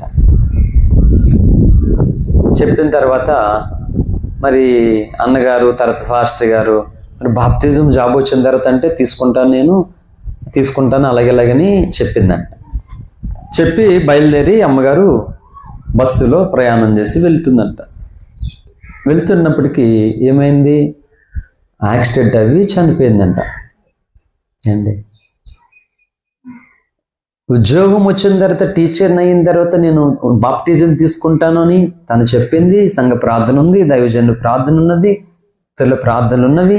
ఇది బ్రైట్నెస్ ఇలాగా పెంచడానికి అవుతుంది. ఎన్నో రకాలుగా జరిగినాయి. ఏంటి చూసారా, ఉద్యోగం వచ్చింది, సంఘానికి స్వీట్స్ పంచారు, దేవునికి స్తోత్రము, నాకు దేవుడు జాబ్ ఇచ్చాడు, అన్నీ చెప్పారు. బాప్టిజం తీసుకోవడానికి మళ్ళీ వెనకడికి వేసి తర్వాత తీసుకుంటానని బయలుదేరి వెళ్ళిపోతే మార్గంలో బస్ యాక్సిడెంట్ అయ్యి చనిపోయిందంట. భయంకరమైనటువంటి పరిస్థితి. అప్పటి వరకు నాకు తెలిసి ఆ దైవజనుడిని నవ్వించే దైవజనుడిగానే చూశాను నేను. ఆ రోజు ఏడ్చే దైవజనుడిని చూశాను నేను. అందుకనే నేను సర్వసాధారణంగానే మనం ఎవరిని తృణీకరించాం. అంటే ఏంటి, అమ్మయ్య మా ఊరు బస్సు వచ్చేసింది, ఈ బస్సు మా ఊరు బస్సు అని అన్నారు ఒకరు. ఏ ఊరండి మీది అంటే వాళ్ళు ఊరి పేరు చెప్పారు, బస్సు మీద ఆ ఊరి పేరు లేరు. అప్పుడు మనం ఏమంటాం చెప్పండి? ఏమంటాం? ఏమి ఊరిది కాదండి అని అన్నమా? అంటే ఊరిది కాదండి అని అన్నంతకాలం విమర్శించినంత అది వ్యతిరేకించినట్లా? మరి మీరు ప్రసంగాల్లో ఆన్లైన్ని ఖండిస్తారు కదండి మరి అని నన్ను ఎవరినన్ను అడిగారు అనుకో, నేను ఎవరిని ఖండించలేదు. మీరు ఆ సత్యం తెలుసుకోవాలి. నేను చెప్పాను ఏంటంటే, వైకుంఠానికి వెళ్ళే బస్సు ఎక్కడానికి అందరూ ఇష్టపడుతున్నారు. ఆ బస్సు నెంబర్ చెప్పాను నేను, యేసు అని. హల్లెలూయా. దానికి విమర్శ అంటే నేనేం చేస్తానండి? ఇప్పుడు అందరూ స్వర్గానికి వెళ్తాను, స్వర్గానికి వెళ్ళడం ఇష్టం లేకపోతే మీ ఇష్టం నచ్చినట్టుకున్నాను. స్వర్గ ప్రాప్తులు, స్వర్గీయ అని అన్ని రాసుకుంటున్నారు వీళ్ళే. ఆ స్వర్గానికి వెళ్ళి అడ్రస్ తెలిసిందే నాకు, చెప్పాను. తప్పండి? తప్ప? ఆ స్వర్గానికి వెళ్ళేటువంటి బస్సు పేరే యేసు, నజరేయుడైన యేసు. అది చెప్తే విమర్శన ఎలా అవుతుంది? వ్యతిరేకత అవుతుంది. అలాగే ఆ యేసు పరలోక రాజ్యంలో ఎవరికి కిరీటం ఇస్తాడు, ఎవరికి బహుమానం ఇస్తాడు, ఎవరికి సింహాసనం ఇస్తాడంటే, ఈ భూమి మీద ఒక సంఘాన్ని స్థాపించాడు ఆయన. మొదటి శతాబ్దంలో ఆదిమ సంఘము ఒకటి స్థాపించాడు. ఆ ఆదిమ సంఘమునకు అపోస్తుల లెక్క క్రమము, నియమము, బోధ అనేది ఒకటి ఇచ్చాడు ఆయన. ప్రతివాడు కూడా ఆ పునాది మీద కట్టబడాలని పౌలుకి ఆ అధికారం, ఆధిక్యతని ఇచ్చాడు దేవుడు. ప్రతి సేవకుడు, ప్రతి బోధకుడు పౌలు నియమమును తప్పకుండా అనుసరించి నడవాలని దేవుడు ఖండితంగా ఆజ్ఞాపించాడు. ఆ ప్రవక్త మాటని విన్నవాడు ప్రజలు ఉండకుండా నాశనం అవుతాడని కూడా దేవుడు చెప్తూనే వచ్చాడు. అపోస్తులు 3:21-22 ప్రకారంగానే. ఎన్ని చెప్పిన తర్వాత మనకు ఇప్పుడు అది అవసరం లేదు అన్నప్పుడు అడ్రస్ చెప్తున్నాం. ఇంకొక సేవకుని విమర్శించడం కాదు, మన రైట్ అడ్రస్ చెప్పి అది విమర్శన ఎలా అవుతుంది? ఇప్పుడు చెప్పండి, ఇతరులు విమర్శించామన్నా? విమర్శించలే. అడ్రస్ చెప్పాము, అది బస్సు నంబర్ చెప్పాము, అది ఏ ఊరు వెళ్ళాలి మీరంటే ఆ ఊరి పేరు చెప్పాము, అని ఇది వెళ్ళదు మీ ఊరు అయితేనని చెప్పేసి. అది తప్పు ఎలా అవుతుంది? తప్పు కాదు. మోక్షానికి యేసు ఒక్కడే మార్గము. ఆ యేసు దగ్గర ఆ ఆధిక్యత, ఘనత, పౌలు పొందినటువంటి ఆ కిరీటం పొందడానికి అపోస్తుల యొక్క పునాది మార్గం. హల్లెలూయా. ఇది లేకుండా సేవకులకి కూడా అక్కడికి వెళ్ళిన తర్వాత ఉల్టా అవుతుంది పరిస్థితి. అరే అయ్యయ్యో అవునా అంటే అక్కడికి వెళ్ళిన తర్వాత అయ్యయ్యో అంటే ఇంకేం ఉండదు, అంత అయ్యయ్యో, ఇంకా అయ్యయ్యో అంతే. హల్లెలూయా. కాబట్టి ఏంటి అంటే సింపుల్గా కనబడుతున్నందువలన, భేదవారుగా ఉన్నందువలన, ఏదో చేతి చేసుకుని ఏదో స్వార్థ పత్రికలు పంచుకుంటున్నందువలన నోటికి వచ్చినట్లుగా తృణీకరించి మాట్లాడుతున్నారు చాలా మంది. అందుకే చూసే మాట్లాడతాను. హల్లెలూయా. కాబట్టి దైవజనుల మీద ఉన్నటువంటి అభిషేకాన్ని చూడడం లేదు, హృదయంలో ఉన్నటువంటి భారాన్ని చూడడం లేదు. దేవుడు అసలు నీ విషయం ఏం తలంచాడు ఆయన, అది మర్చిపోయింది క్రైస్తవం. ఈరోజు సబ్మిట్లు అడుగు పెడుతున్నానండి. హల్లెలూయా. అది మర్చిపోయి ఏం చేస్తున్నారంటే ప్రతి వారికి నచ్చినట్లుగా ప్రయత్నం చేస్తూ ఉన్నాడు. ఒకరోజు ఒక దైవజనుడు వాళ్ళ అబ్బాయికి సంబంధం చూడమని దైవజనుడితో పాటు ప్రయాణం చేస్తూ ఉన్నారు. చెప్పండి ఎలాంటి సంబంధం చూడాలి ఏంటి అని అంటే, మరి ఆ అబ్బాయి బాగా చదువుకున్నాడు కదండి, ఆ అమ్మాయి కూడా ఇంచుమించు ఆ క్వాలిఫికేషన్ తగినట్లుగా ఉండాలి. ఇంకెక్కువైనా పర్లేదు కానీ తక్కువ అవ్వకూడదు. మరి క్యాస్ట్ అవి అంటే మరి మా ఊళ్ళో ఉన్నారు కదండి సేమ్ క్యాస్ట్. ఓకే, మరి ఏమన్నా కట్నాలు మరి అయ్యంటే మరి అబ్బాయి చాలా ఎక్కువైందిగా చదవడానికి. ఇదంతా చెప్పనించి దైవజనుడు ఏంటంటే మళ్ళీ దేవుని చిత్తంలో ఉన్న అమ్మాయి. ఎలాంటి అమ్మాయి? దేవుని చిత్తంలో. అంటే దేవుని చిత్తంలో ఉన్న అమ్మాయి ఎలా ఉంటుంది? అప్పుడు దైవజనుడు ముక్కుగా చెప్పిన మాట ఏంటంటే, బాబు ఇవన్నీ నీ చిత్తం, దేవుని చిత్తం కాదు అని చెప్పాడు ఈజీగా. హల్లెలూయా. ఇవన్నీ నీ చిత్తం, ఇవన్నీ మన చిత్తం. ఈరోజు అదే జరుగుతుంది క్రైస్తవం. అంటే పెళ్ళిళ్ళు కట్నాలు ఈ కాదు నేను చెప్పేది, ఆ స్టోరీ కాదు, జస్ట్ ఫర్ ఎగ్జాంపుల్ అదే. దేవుడు నిన్ను నన్ను క్రైస్తవుడిగా ఎందుకు ఎన్నుకుని ఏర్పాటు చేసుకున్నాడు అంటే ఒక కార్యాన్ని తలచి పెట్టాడు మన పట్ల, అది జరిగించడం కొరకు. హల్లెలూయా. అది నువ్వు చేయడం కొరకు, ఆ పనులు నువ్వు కొనసాగడం కొరకు మనల్ని ఇలాగ ఎన్నుకుని ఏర్పాటు చేసుకున్నాడు. కానీ ఇప్పుడు జనాలు ఏం చూసుకుంటున్నారంటే ఎవరికి నచ్చినటువంటి విధానంలో వాళ్ళు వెళ్ళిపోతూ ఉన్నారన్నమాట. అప్పగించినది మర్చిపోయారు క్రైస్తవం. ఈరోజు అప్పగింపని దాని కొరకు ఆరాటపడుతూ వెళ్ళిపోతున్నారు. అందుకే సౌలు వృత్తాంతం ఒక అద్భుతమైనటువంటి పాఠం. అడుగుతున్నాను, ప్రభు ఏం చెప్పాలి ఇప్పుడు నేనంటే, చాలాసేపు వరకు ఏమీ లేదు, అలా ప్రార్థిస్తూ ఉన్నాను నేను. చివరికి చూపించేసరికి అక్కడ ఏముంది, బోల్డ్ సార్లు చెప్పాను దాని మీద. నేను సౌలు రాజ్యం పోగొట్టుకుండా దావీదు వచ్చాడు అంతే కదా అనుకున్నాను. అంతేకాదు, సౌలు పట్ల ఒక తలంచి ఉన్నాడు ఆయన. దేవుడే ఒకటి పెట్టుకున్నాడు. అందుకే పెదవలసలో చెప్పాను ఏమని అంటే, దేవుడు నీ పట్ల ఒకటి అనుకున్నాడు. తలచి అంటే ఇంపార్టెంట్ ఏంటంటే సింపుల్, నీ పట్ల ఒకటి చెయ్యాలనుకున్నాడు దేవుడు. మనం ఏమనుకున్నామంటే మనకు కొన్ని హోప్స్ ఉన్నాయి మన మీద. ఇప్పుడు పిల్లల్ని కష్టపడి చదివిస్తున్నారు తల్లిదండ్రులు. వాళ్ళు తల్లిదండ్రుల మాటలను ఎదిరించి ఇంకా వాళ్ళకి నచ్చినట్లుగా రకరకాలుగా బ్రతుకుతున్నారు. వాళ్ళ ఆశయాల ఆలోచనలు అన్నీ తొంగలోకేసారు చాలా వరకు. ఇంకా కాలేజీ పెద్దవాళ్ళు, స్నేహితులు, లోకము, ఇంకా రకరకాలుగా సహోదరి దివ్య సిస్టర్ గారు వచ్చారు కదా మన దగ్గరికి సాక్ష్యం చెప్పడానికి. అద్భుతమైన సాక్ష్యం. నిజంగా యవనస్తురాలు, ఇంకా వివాహం కానటువంటి అమ్మాయి అంత గట్స్తో ధైర్యంగా సాక్ష్యం ఇస్తుంది చూసారా. క్రైస్తవురాలు కదా, క్రైస్తవులు అలా ఉంటారు. హల్లెలూయా. చూసారా ఎలా సాక్ష్యం ఇస్తుందో ఆడపిల్ల. నన్ను అన్నారు చాలా సేవకుడు సిగ్గు లేకుండానే, బాబు ఎక్కడైనా కంప్యూటర్ పేయలేదని చెప్తావు పిల్ల అవుదా అన్నారు. అంటే అసహ్యం అనిపించింది ఆ మాట నేను వినగానే. అంటే ఏదో కలగడం కొరకు, ఏదో రావడం కొరకు దేవుణ్ణి ఘనపరచడం మానేసి దేవునికి వేరుగా, దేవునికి విరోధకరమైనటువంటి వాటికి ఎలా దాసం అయిపోతున్నారో అర్థం కానటువంటి పరిస్థితులు. మొన్న అదే అంటున్నాడు ఆయన. పీడి సుందరయ్య గారి శిష్యుల్లో ఒక ఆయన ఉపేంద్ర గారి సేవకుడు బాధపడుతూ ఆ మాట అన్నాడు. అంటే ఆ సిద్ధాంతాలు వేరైనా కానీ ఆయన చెప్తున్న మంచి పాట చెప్తున్నాను. ఇన్ని బిర్యానీ ప్యాకెట్లకి 100 రూపాయలు ఇస్తున్నారంటే సేవకులు వెళ్ళిపోతున్నారంట. ఆ మాట ఆయన చెప్తుంటే ఆయన బాధపడ్డాడు. వినగానే నా గుండె పగిలిపోయింది మాట. ఇంత దిగజారిపోతున్నారు సేవకుల. అక్కడ డబ్బులు ఇస్తున్నారు, ఫుడ్ పెడుతున్నారంటే ఆలోచించండి. ఇది మనం ఏ టైప్లో వినేవాళ్ళం. ఈ మాట ఎలక్షన్లు వస్తేనే ఆ సారా ప్యాకెట్లకి దాంట్లోకి వెళ్ళిపోతున్నారు ఎగేసుకొని అనేవాళ్ళు. ఏంటి ఒక మాట చెప్తాను, ఇలాంటి స్వభావంతో ఉన్న వాళ్ళు వీళ్ళు సేవకులు అవుతారా నిజంగా చెప్పండి? ఎలా అవుతారండి వీళ్ళు సేవకులు? వీళ్ళు సంఘానికి ఏమి నేర్పిస్తారు, ఏ పునాది వేస్తారు వీళ్ళు? డబ్బు ఘనత పొట్ట. ఈయన ఈ క్రైస్తవ జీవితం అంటే, క్రైస్తవ జీవితం అంటే అది కాదు.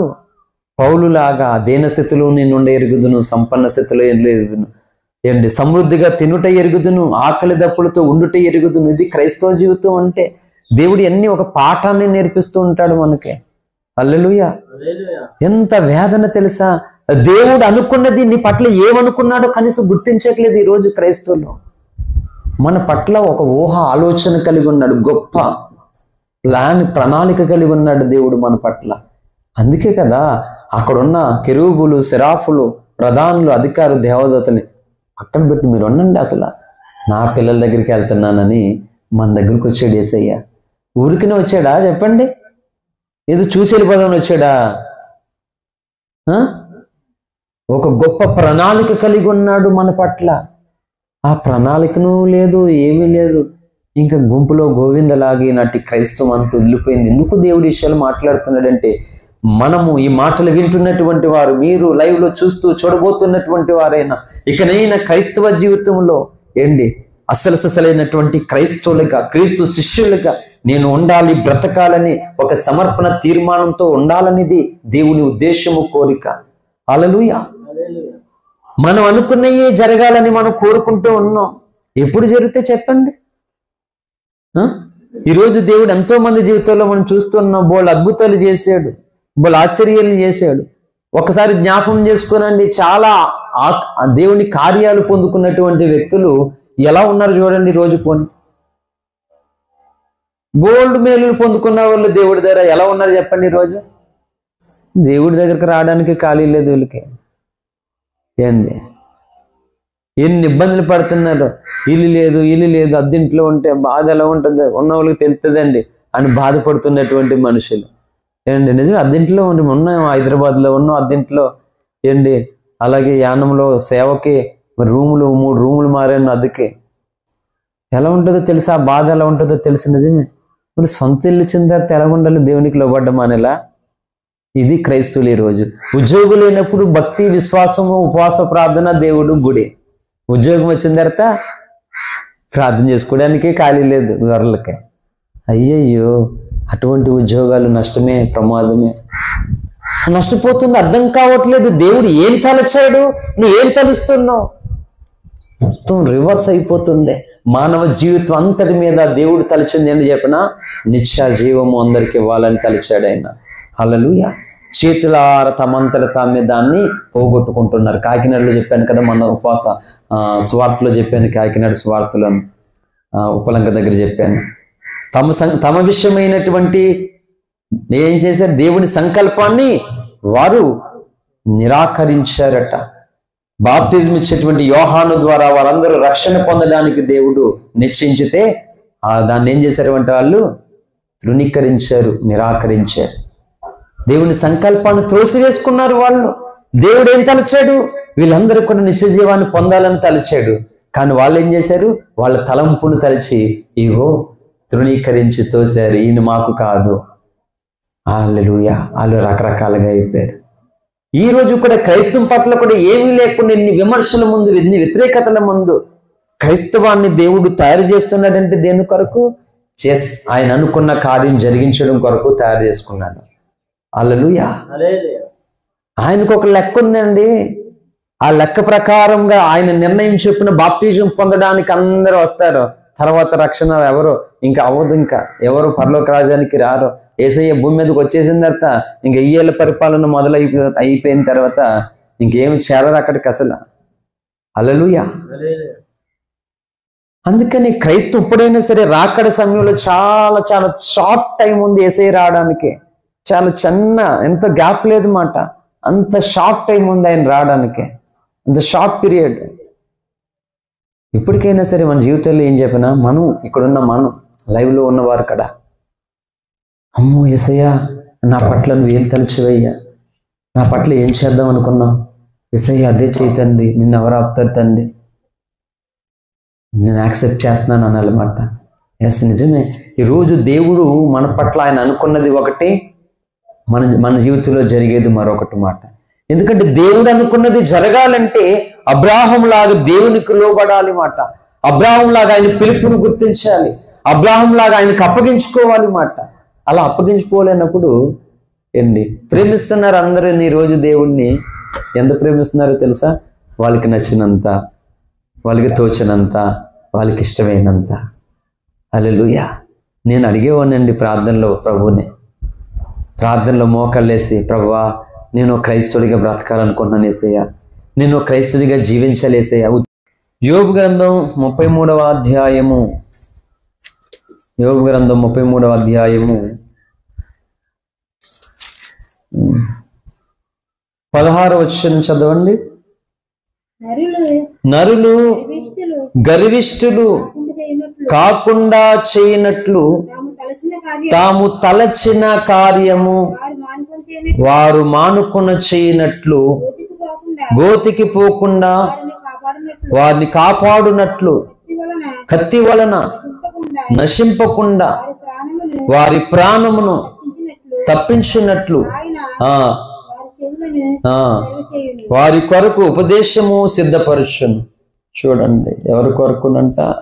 వారు గోతికి పోకుండానంట, అంటే మట్టి పాలైపోకుండా, వారు గర్వించకుండానట్లు, తాము తలిచిన కార్యము వారు మానుకొన చేయనట్లు, గోతికి పోకుండా వారిని కాపాడునట్లు, కత్తి వలన నశింపకుండా వారి ప్రాణం తప్పించినట్లు ఆయన వారి చెవులను తెరవచేయును, వారి కొరకు ఉపదేశమును సిద్ధపరచును. అంటే వాళ్ళు మరణించకుండానట్లు దేవుడు వారి పట్ల ఎన్ని కార్యాలు చేస్తున్నాడట, వాళ్ళు తలుస్తున్నాడట. నరుడు ఏం చేస్తున్నాడంటే తనకి అనేకమైన ఆలోచనలు ఉన్నాయి. ఏంటి నరుడు చాలా అనుకుంటాడు. ఫర్ ఎగ్జాంపుల్ మన ఆత్మీయ తండ్రి దైవజన్ రంజిత్ తోఫిరి గారు, ఆయన ఏమనుకున్నారు అంటే, వినండి శ్రద్ధగా, ఆయన భారతదేశం మీద తనకున్నటువంటి ప్రేమతో, అయ్యో భారతదేశంలో అనేకులు నిరుద్యోగులు ఉన్నారు, ఆకలితో అలమట ఆడుతున్నారు, సరైన ఉద్యోగాలు లేక, నేను గల్ఫ్కి ఫారెన్కి వెళ్ళిపోయి బాగా డబ్బు సంపాదించి ఇండియా దేశానికి వచ్చి ఒక ఫ్యాక్టరీ, పెద్ద ఫ్యాక్టరీ తయారు చేసి పెట్టి నేను 100 మందికి ఉద్యోగాలు నేను ఇవ్వాలి, అలా కొంతమందికి ఉపాధి కల్పించాలి, కొంతమంది పనివారికి నేను భోజనం పెట్టాలి. ఇలాగ ఆయన దేశం మీద ఉన్న ప్రేమతో ప్రజలకు ఎదురు చేయాలని అన్ని రెడీ చేసుకుని వెళ్ళిపోవడానికి సిద్ధమవుతున్నటువంటి తరుణంలో ఏంటి అప్పటికి ఆయన ఒక ఉద్యోగంగా ఉన్నాడు. చిన్న ప్రాయంలోనే, బాల్యంలోనే దేవుడు సెంట్రల్ గవర్నమెంట్ ఉద్యోగం ఇచ్చాడు దైవజనుడికి. ఈసీఐఎల్లో ఉద్యోగాన్ని పొందుకున్నాడు ఆయన. 17 ఏళ్ళకే దేవుడు ఉద్యోగం దైవజనుడికి ఇచ్చాడు. నేను అక్కడికి వెళ్ళడానికి ప్లాన్ చేసుకుంటున్న సమయంలో ఈ నరక దర్శనాన్ని పలుమార్లు మాట్లాడితే చాలా దినాలు ఆ దర్శనం దేవుడు దాసుడి ముందు పెట్టడం, అది చాలా ఆ దాసుల దర్శనం చేత బలహీనమైపోయాడు. ఏంటి ప్రభా ఈ పరీక్ష, ఏం చేయమంటావు నన్ను? ఏంటంటే ఈ ప్రజల్ని రక్షించాలి, నువ్వు నరకానికి వెళ్ళిపోతున్నారు ప్రజలు, నువ్వు రక్షించాలి అని దేవుడు ఆ విధంగా ఆయన ఒకటి అనుకున్నాడు. ఏం చేశాడు దేవుడు? ఈరోజు ప్రపంచ క్రైస్తవం ఇగో ఇలా ఉండాలి, లేకపోతే అపోస్తులని నాకెవరు చెప్తారు? ఇక్కడ ఎవరు చెప్పరు. అసలు పాస్టర్లకు నిజంగా చెప్తున్నాను యథార్థంగా, నేను బైబిల్కి ఈనాటి పాస్టర్లకు సంబంధం ఉందంటే సంబంధం లేదు. ఏంటి నిజంగా చెప్పండి ఒక మాట, ఒక ఫ్యామిలీలో ఆటోమేటిక్గా కొన్ని పోలికలు ఉంటాయి. ఒక ఇంట్లో మనుషులకి ఏదో కొద్ది పోలికలు, మీరు బ్రదర్స్ మీరు ఏమన్నా రిలేటివ్స్ ఒకలా ఉన్నారు అంటారు కదా. అంటే కొన్ని అక్కడక్కడ కొన్ని పోలికలు చెప్పిని ఒక రిలేషన్ అనేది కలుగుతుంది. అటువంటిది యేసయ్య పిల్లలం కదా, మరి చెప్తున్నటువంటి వాక్యాలకి వీళ్ళకి పోలికలు ఉండాలా ఉండద్దా చెప్పండి యథార్థంగా? సంబంధం ఉండాలా లేదా? అసలు బైబిల్కి వీళ్ళకి ఇప్పుడు వ్యత్యాసం ఏంటి? సంబంధం లేదండి. అసలు లోకం బైబిల్ని వేరే అని ఎలాగైతే పక్కన పెట్టేట్టుకున్నారో, వీళ్ళు ఏంటంటే బైబిల్ చెప్పడానికి, వీళ్ళు పాటించడానికి కాదు. అసలు బైబిల్ వేరు, వీళ్ళు వేరు. అయ్యో బైబిల్లోనే మన జీవం ఉందన్న సంగతి ఎప్పుడు తెలుస్తుంది పాస్టర్లకి? ఇదో బ్రతుకు దేవుడిగా వ్యాపారంగా మార్చేసుకున్నారు మాట. హల్లెలూయా. అందుకంటున్నాను, యేసయ్యకు మనకు సంబంధం ఉండాలండి, దగ్గర పోలుకు ఉండాలి. యేసు వంటి ప్రియ బంధువుడు ఇక ఇహలోకములో లేడు అనేటువంటి పాట రాశాడు భక్తుడు. హల్లెలూయా. ప్రియమైనటువంటి బంధువు, స్నేహితుడు అన్ని తానే. ఎక్కడ ఈ లోకంలో దొరకడట అటువంటి బంధువర్గం, స్నేహితుడు, అన్ని సకల బంధువర్గం యేసేనట. ఈ రోజుకి సంబంధం కలగడం లేదు, ఆ పోలిక రావడం లేదు మాట. కనుక దైవజనుని అలా దేవుడు ఏర్పాటు చేసుకుని దేవుడు అనుకున్నటువంటిది తన ద్వారా జరిగిస్తున్నాడు. అలాగా ఇశ్రాయేలులకు సౌలు అనే ఒక రాజుని దేవుడు ఎన్నుకుని ఏర్పాటు చేసుకుని దేవుడు అనుకున్న దానిని జరిగించడానికి పూనుకుంటే, ఈ సౌలు ఏం చేశాడు? మన మూలవాక్య ప్రకారంగా అవివేక పని చేశాడంట, ఆయన ఆజ్ఞను గైకొనకపోయాడట. అప్పుడు దేవుడు కోపపడి పలుమార్లు ముమ్మారిలా చేశావు, నీ రాజ్యం ఇక తెలదు, నేను నీ పట్ల తలచేయన్న కార్యము జరగదు ఇగో అంటూ మొదలెట్టాడు. రండి మూలవాక్యం దగ్గరికి. అందుకు సమూయేలు ఇట్లా నేను నీ దేవుడైన యెహోవా నీకు ఇచ్చిన ఆజ్ఞ నువ్వు గై కనకపోతేవి గనుక నీవు అవివేక పని చేసితివి. నీ రాజ్యము ఇశ్రాయేలు మీద సదాకాలం స్థిరపరచుకు యెహోవా తలచి ఉండెను. చూడు సారా, ఇశ్రాయేలు మీద సదాకాలం అంట. సౌలు రాజ్యము, సౌలు వారసత్వం సదాకాలం ఉండాలి, అది దేవుడు తలపెట్టాడు మాట. కానీ ఇప్పుడు ఏమైందంటే ఆ వంశం లేదు ఇక, అంటే దాని సంబంధం లేదు ఆ రాజ్యంలోనిక. తలపెట్టి అన్నాడు, అయితే నీ రాజ్యము నిలవదు. అప్పుడు అన్నాడు, యెహోవా తన చిత్తానుసారమైన మనస్సు గల యొక్కని కనుగొని అన్నాడు, నీకు ఆజ్ఞాపించిన దాన్ని నీవు గై కనకపోతే గనుక యెహోవా తన జల్లి మీద అతన్ని అధిపతిగా నియమించును. హల్లెలూయా. అండి దేవదూతల కంటే గొప్పలమా మనం? చెప్పండి, వాళ్ళకంటే దేవదూతల కంటే గొప్పలమా? దేవదూతలకు అప్పగించిన పని దేవుడు మనకు అప్పగించాడంటే మనల్ని ఎంత నమ్ముతున్నాడు, ఎంత ప్రేమించున్నాడు, అంటే మన పట్ల ఎన్ని ఉద్దేశాలు కలిగి ఉన్నాడు దేవుడు. హల్లెలూయా. కాబట్టి దేవుడు నీ పట్ల అనుకున్నటువంటిది జరగడానికి నువ్వు యాక్సెప్ట్ చేయాలి, అది నీ చేతిలో ఉంటది. ఈరోజు దేవుడు అనుకున్నది వేరు, మనం అనుకున్నది వేరు. ఈ విధంగా అయిపోయింది. అక్కడ చెప్పొచ్చాను ఇప్పుడే, పెదవసల్లో వచ్చిన ముక్క చెప్పాను. దానికోసం మనం అనుకున్నది జరగడానికి జీవితం సరిపోదండి. ఎందుకంటే ఒకటి అనుకుంటాం మనం ఏమన్నానే, హల్లెలూయా, ఒకటి అనుకుంటాం ఏమన్నానే, ఎన్ని అనుకుంటామో తెలియదు మొత్తానికి. ఇంకా ఉండే కొలదికి కోరికలు నూతిలో నీరు ఊరుతున్నట్లుగాని ఊరుతూనే ఉంటాయి మొత్తానికి. మానవాళి కోరికలకు హద్దు అదుపు ఉండదు. కానీ చెప్పానేంటి, దేవుడు అనుకున్న దానికి జీవితం సరిపోతుంది మనకి. అందుకే ఈ జీవితం ఇచ్చాడు మనకి. లేదా కుక్కలకు మేకలకు పెడతారు కదా మనల్ని దేవుడు. ఎందుకు పెట్టలేదు? మనిషిలాగా ఎందుకు పెట్టాడు? ఆయన పోలిక, ఆయన రూపాన్ని ఎందుకు ఇచ్చాడు దేవుడు మనకి? నీలో నేను అనుకున్నది జరగాలి నా కుమార్తె అని మాట. కానీ దానికి ఎంతమంది అగ్రి అయ్యారు? ఐ యాక్సెప్టెడ్ ప్రభువా, నేను అంగీకరిస్తున్నాను, నువ్వు నాలో ఏదనుకున్నావు అదే జరిగించు, ఎవడు ఆపుతాడో నేను చూస్తాను అని అనుకోవాలి. కానీ అయ్యో మా మామ ఒప్పుకోలేదు, మా తాత ఒప్పుకోలేదు, ఇలాగా అయిపోతున్నటువంటి పరిస్థితి. అంటే దానివల్ల ఏమవుతుందో తెలుసా? దేవుడు మన పట్ల చేయాలనుకున్నటువంటి కార్యాలు ఆగిపోతుంటాయి మాట. నిజం చెప్తున్నాను, ప్రపంచ క్రైస్తవం ఈ విషయంలో, ఇప్పుడు నేను చెప్పిన ఈ ఒక్క విషయంలో చాలా ఘోరమైనటువంటి నష్టాన్ని రాకల్లో వాళ్ళు పొందుకోగలుగుతారు. ఒకవేళ ఎత్తబడితే కనుక రాకడలో ఘోరమైనటువంటి పరిస్థితి ఎదురవుతుంది. దేవుడు గద్దిస్తాడు. నిన్ను ఏం చేయాలని నేను చూశాను. ఇప్పుడు ఒక మాట చెప్తాను. ఒక తండ్రి ఒక కొడుకుని ఐఏఎస్ అవ్వాలని చాలా కళ్ళగన్నాడు. నీ పిల్లలు చదివిస్తున్నావు, ఏం చదివిద్దాం అనుకుంటున్నావు అంటే, నా కొడుకున IAS, Indian Administrative Service and ఒక కలెక్టర్ మాట. డెమోక్రసీ, ప్రజాస్వామ్య వ్యవస్థని నడిపించడానికి అది మాట. అది సీఎం కంటే పిఎం కంటే పెద్ద పోస్ట్ అది. ఈ రాజకీయ వ్యవస్థ 5 సంవత్సరాల్లో వాళ్ళని బలహీనపరిచి వీళ్ళు నచ్చినట్లుగా చేసుకుంటున్నారు. అసలైనటువంటి వాళ్ళు మొత్తం భారతదేశ వ్యవస్థనంతా నడిపించేది ఎవరు అనుకున్నారు? ఐఏఎస్ ఐపీఎస్లు, కలెక్టర్, ఈ పోలీస్, ఇండియన్ పోలీస్ సర్వీస్. హల్లెలూయా. ఇది డెమోక్రసీ వ్యవస్థ. అసలే సిస్టమ్ అంతా మొత్తం ఈ దాంట్లో ఉంటుంది. రాజ్యాంగ వ్యవస్థ అంతా కూడా అటువంటిది రాజకీయమైనటువంటిది మొత్తం ఎలాగైందంటే, వాళ్ళని తొత్తులుగా ఎదురు తిరిగితే లేపేయడము, లేకపోతే బానిసలు అయిపోవడం, నిక్కర్స్గా ఉంటే ఉండలేదు మాట. ఈ విధమైనటువంటి పరిస్థితి ఏర్పడింది. అలా ఓ తండ్రి ప్రతి చాట్లో నా కొడుకుని ఐపీఎస్ చదువుతుంటే సభాష్, అందరూ ఐపీఎస్ చదువుతున్నారు, అలా ఉండాలి, అలాగెలాగని అనుకున్నారు. తీరా చదువుతూ ఉంటే ఆడు ప్యూన్ అయ్యాడు. ఏమయ్యాడు? అటెండర్, ఒక ప్యూన్ అయ్యాడు, క్లర్క్ అయ్యాడు. తండ్రికి ఆ విషయం తెలియగానే ఏమవుతాడు? ఇప్పుడు అందరి ముందు నా కొడుకు ఐఏఎస్ అవుతాడు, ఐఏఎస్ చదివిస్తున్నాను నేను అని చెప్తే, వీడు ప్యూన్ చూస్తే గుండె పగిలిపోదు? అందరి ముందు మాట్లాడిన మాట ఏమవుతుంది? ఐఏఎస్ అంట, వీళ్ళ గోల్ నేను ముందే అనుకున్నాను అని మొదలెడతారు వాళ్ళు. ఐఏఎస్కి ఈ ప్యూన్కి ఏమైనా తేడా ఉంది? ఏంటి డిఫరెంట్ ఉందా? ఏంటి అసలు? యేసయ్య అలాగే దేవదూతలను, అక్కడున్న మహిమ శరీరాలను విడిచిపెట్టి భూమి మీదకి వస్తుంటే, ఎక్కడికి నువ్వు? నేనా? అగో అక్కడికి వెళ్తున్నాను. ఏం చేస్తావు వెళ్ళి? వాళ్ళని ఇక్కడికి తీసుకొస్తాను. ఎలా? నా రక్తాన్ని కాచి నా ప్రాణాన్ని. ఏమన్నా నీకు బుద్ధి ఉందా? నువ్వు రక్తం కాచి పెట్టి, నువ్వు ప్రాణం పెట్టడు పెట్టి, ఇదంతా వదిలేసి వాళ్ళ దగ్గరికి వెళ్తావు. మట్టి మనుషులు మా విషయంలో, మాకంటే ఏ విషయంలో వాళ్ళు గొప్ప? అసలు మాకు సాటాలు దేనికన్నా వాళ్ళు?